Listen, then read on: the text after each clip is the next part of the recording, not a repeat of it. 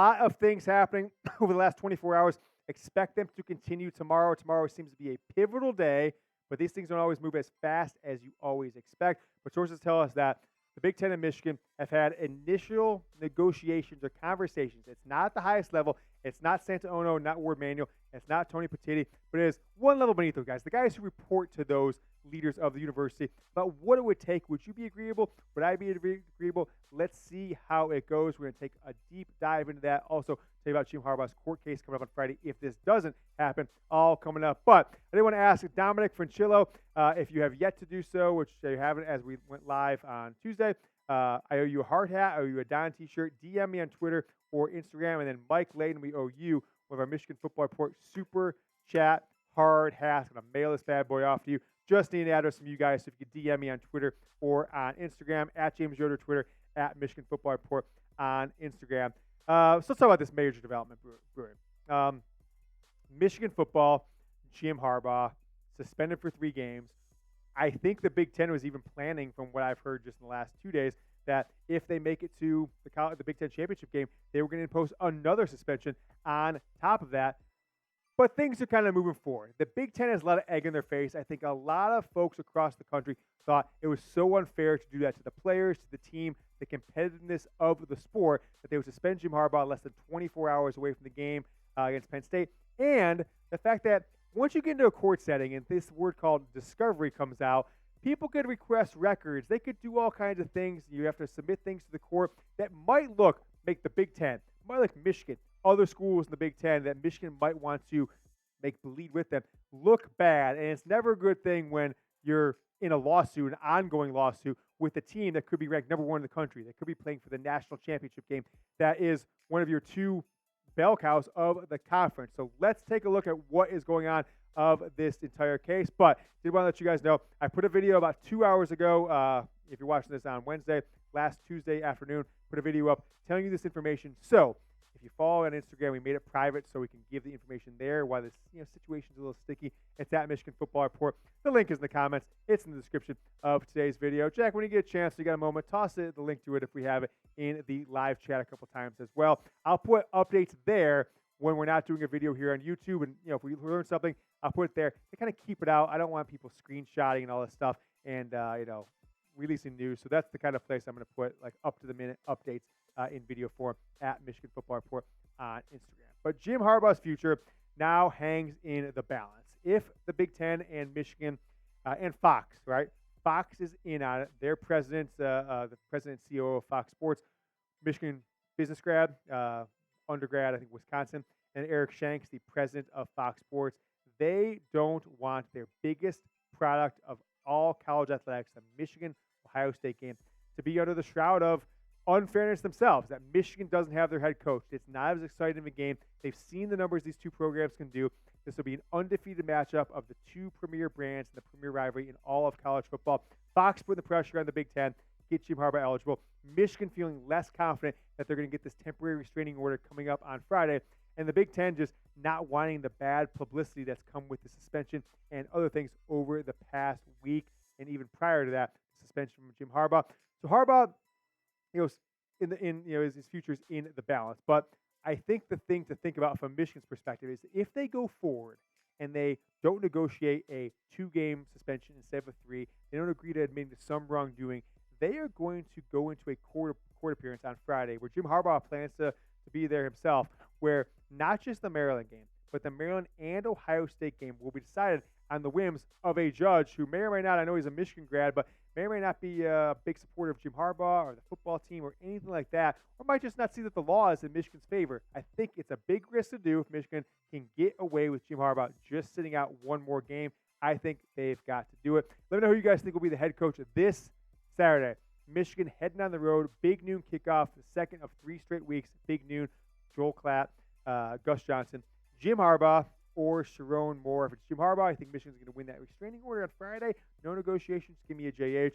Sharon Moore, either because Michigan loses the restraining order or Harbaugh agrees to a 2-game suspension reduction. Back to Ohio State. Give me an SM in the comments. Keep it rolling here on Jim Harbaugh. If a negotiation does not come to fruition, folks, then Friday is the day. Okay, Friday is the day for Jim Harbaugh His ability to coach will be decided before Maryland, the Michigan trip to Maryland. The expectation is this court will be heard. And from what I heard today is like they don't make an immediate decision with everyone in the crowd. They take a recess and they come back like 2 hours later. So if it's a 9 a.m. court appearance, goes till 9:30, 10 o'clock after both sides can give their thoughts. Michigan takes a 90-minute break, come back around noon, 12, 1, maybe before or after lunch, and they get a decision. And then Michigan will be then prepared to leave and fly out to Maryland on Friday afternoon. So the court appearance is at the Washtenaw County Circuit Courthouse at 101 East Huron Street in Ann Arbor. There's no TV or streaming allowed. But the reason I put that address is, folks, look, it's open to the public to attend as of now. Maybe they changed that. I'm not sure. But as of now, all these kind of appointments are open to the public to attend. And Jim Harbaugh himself will be in attendance and, if given the opportunity, will plan to speak to the judge to plead his case before the ruling. Here's what he said in his press conference yesterday. I'm going to talk Friday. I'm just looking for that opportunity, not looking for special treatment, not looking for a popularity contest, just looking for merits of what the case is. So that's where Jim Harbaugh's head's at now. The people who work in and around this program, Ward Manuel's underling, Santa Ono, the Board of Regents, they don't want this to go to court. It's just a bad look all around for the school, for the Big Ten, for the coach. And you run the risk, 50-50 I'd say at this point, that you actually get what you want.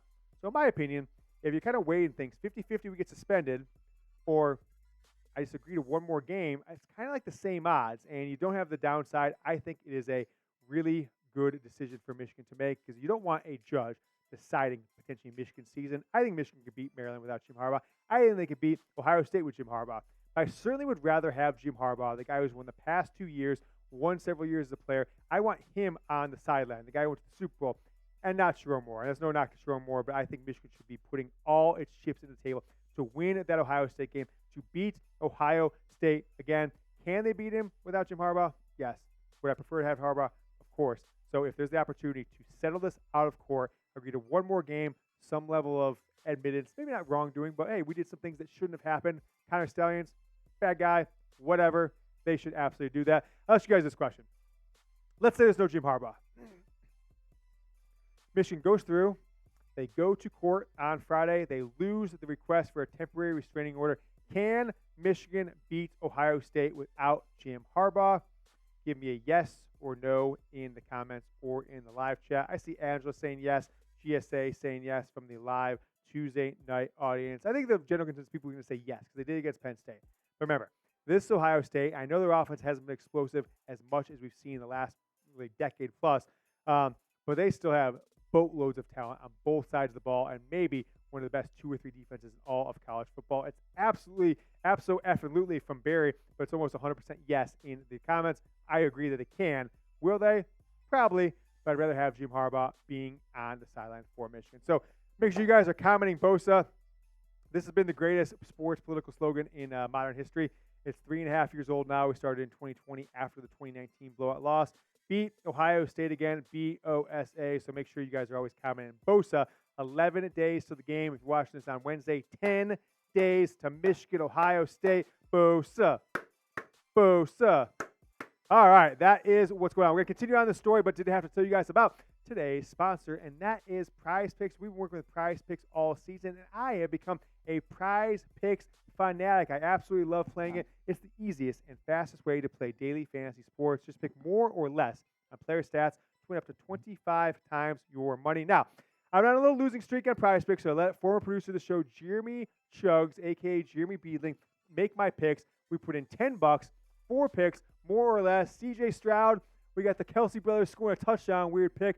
Jalen Hurts, more than a half of a rushing touchdown, and C.D. Lamb, more than 88.5 yards rushing. Jack, you know, 3 straight games over 150 yards receiving for C.D. Lamb and 10 catches. I don't like that Stroud one, but what are you going to do there? We've got more for 4. $10 risk. If I get all those right, I win myself $100. I love Prize Picks because it's you versus the numbers, not playing against other players, not playing against an elaborate league or deep fantasy lineup. You can mix and match sports. So you can go college football, NBA, college basketball, et cetera, et cetera. Love it. Reboot policy. If you got multiple players and one of them goes down in the first half and does not return in football and basketball, boom, he's just taken away from your entry, and the entry continues to live on if he doesn't return from injury. And you're allowed flex play with Prize Picks. Go to prizepicks.com/CLNS. That's prizepicks.com/CLNS. Get up to $100 deposit match with your first deposit. prizepicks.com/CLNS. I'll put that link in the comments and the description of today's Michigan Football Report. And let's put that bad boy in the live chat here live on Tuesday night. Continue on with this major development that Michigan and the Big Ten have held initial talks hoping to avoid a court case. Now, there's a lot of hurt feelings here. Santaono's pissed. Jim Harbaugh's pissed. Warden Manuel thinks that he's been, the wool's been pulled over his eyes. Tony Petitti thinks that he's been disrespected. Okay? Other Big Ten schools are complaining to Tony Petitti and saying, look, this is outrageous. This is the worst crime in the history of the Big Ten. But could they reduce the suspension? Right? The talk right now, I just want to give you guys, stay on your toes. Follow me on Twitter at James Yoder, because after hear about it, we'll do it there. I put a video on Instagram earlier, so if you're on Instagram, you could have had this information 2 hours ago. That things are probably going to happen in the next 48 hours. I think Wednesday is a pivotal day to avoid court. Jim Harbaugh and Michigan agreed to a one more game suspension, reduce it from 3 down to 2. And it's not just the Big Ten. It's not just Michigan that are kind of putting this in. Fox is applying the pressure. Fox Sports executives applying serious pressure on the Big Ten, their commissioner, to have Harbaugh on the sideline. They know that if he has a 2-game suspension, Michigan's ranked in the top 2 or 3. It's just like last year. It's just like 2016. It's just like 2006. We're talking about game of the century ratings, and the Big Ten pays that kind of money. They have the ear of the Big Ten. They have the ear of the commissioner. They, of course, have the ear of every university president and athletic director. If they say they want Jim Harbaugh back in the game, I'll tell you what, I'd like to see the conference commissioner who's been there for 8 months that can go up against Fox Sports, who's paying nearly half of the bills that the Big Ten schools, all athletic departments, are paying. If Fox wants Harbaugh in, I think they're going to get Harbaugh in. And if Michigan gets that opportunity, I say just do it. 2-game suspension, right? If it's possible to come to a compromise, you already got past the tough one at Penn State. You're going to beat Maryland with or without Jim Harbaugh. Knock on wood. Michigan would be crazy not to accept it. I just don't think the temporary restraining order, I don't think it is a sure thing at this point. I'm just putting it at 50-50. I said Saturday morning, I was like, wow, this 2 hours to game time. I was 90% sure that Harbaugh was going to be the coach, 99% sure. Now I'm like 70-30, 60-40 as the time ticked on. Then he wasn't, didn't get the TRO. Now it's going another week, hours before they're supposed to leave for Maryland. I think it's 50-50 at absolute best, despite the conference. Despite all the insiders and blog boys saying that it was going to happen last week, myself included, it's going to happen this week, guaranteed. I think it's a 50-50 proposition. So I think Michigan should take the deal if they can reduce suspension from 3 games down to 2, not leave it in the hands of a judge coming up on Friday morning. Make sure you guys, though, subscribe to the channel. It is the Michigan Football Report, the most consumed, watched, listened to, heard, whatever, on any platform, TV, radio, podcast, YouTube, etc. in 2022, and we are leading the way in 2023. Thank you so much to everyone who's watched, everyone who's subscribed. Send the link to your friends. Join 29,000 strong football fans, Michigan football fans, youtube.com/Michigan TV. Swallow your pride, Jim Harbaugh. Swallow your pride, Michigan. Swallow your pride, Santaono. Whoever is going to make the final decision for Michigan. Get Harbaugh back for Ohio State. Have that build up. Get that win.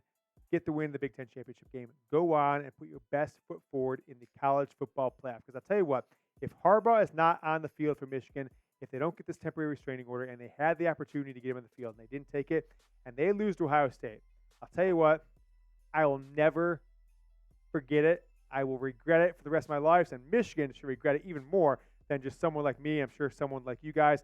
Get him on the field if you've got the opportunity. Next 24 hours, maybe the next 48 hours, is going to be a very, very important period before Friday morning, 9 a.m., Jim Harbaugh's court appearance. So I'll ask you guys this question. I made the case there. Should Michigan agree to a reduced suspension? They have to admit they did something wrong, whatever that is, but maybe Jim Harbaugh does not have to make any admissions of his own wrongdoing. Should Michigan agree, or whatever it is? We're gonna put out a letter saying this is what we did bad. Let me know. 1 for yes, 240. Let me know in the live chat. Let me know in the comments. I am 1 all day. So let me know what you guys think, 1 or 2. So last thing, just to recap where we're at. Sources have told us that there's been a lot of conversations between Michigan and the Big Ten. Not at the very top, a level below the decision makers. Now Fox getting involved. There's supposed to be several calls tomorrow that involve Ward Manuel, Fox Sports President, and Fox Sports CEO, Sant'Ono, Tony Petitti. Something's going to happen tomorrow or early Thursday, I think, because nobody wants us to go to a case in front of court coming up on Friday. Type your boasts in the comment. Get Harbaugh back for Ohio State. This is the season I don't think any of us are going to forget for many reasons. The talent on the field, the blowout games all year long, but maybe more than anything, the fact that your head coach got suspended for 2 different things, 2 different times. First 3 games of the season, last 3 games of the season. Maybe reduce that by 1 game, get him back in the field for the biggest game in maybe the history of the program against Ohio State on to a national championship January 8th in Houston. It's the Michigan Football Report by Chat Sports. That'll wrap up this VOD segment going up on the channel on Wednesday morning. So I'll see you guys later. Go Blue.